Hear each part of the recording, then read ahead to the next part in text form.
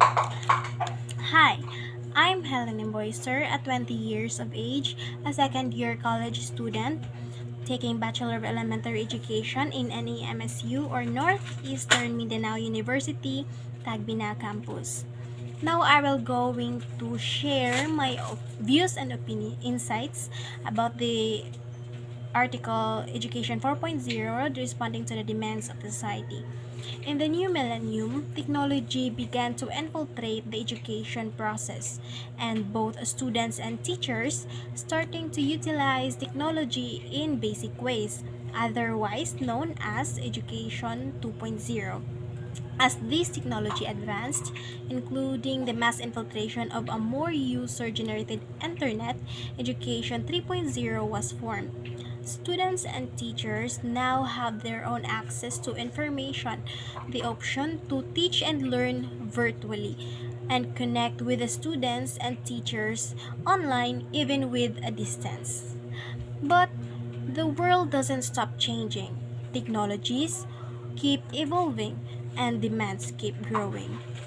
So, education was no longer centered upon the back and forth between students and teachers, but instead took on a more networked approach, and this leads to the creation of Education 4.0. Broadly speaking, Education 4.0 is a school of thought that encourages non-traditional process when it comes to imparting education. This means that students are no longer in traditional classrooms learning from teachers using textbooks, pens, and papers only.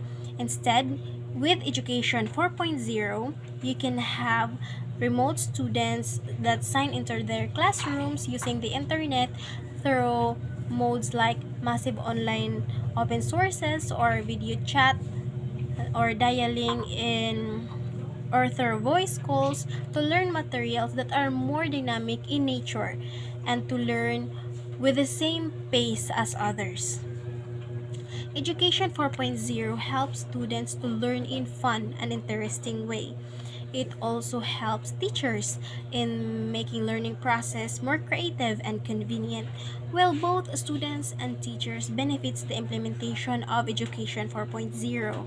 Moreover, it shines theoretical knowledge and prompts students to learn time management skills, organization skills, collaborative skills that much needed for the employment for the road ahead. But teachers and students doesn't only adapt technology in a classroom, but also they must have the literacy of manipulating it to ensure the effectiveness and productive outcome in teaching learning process.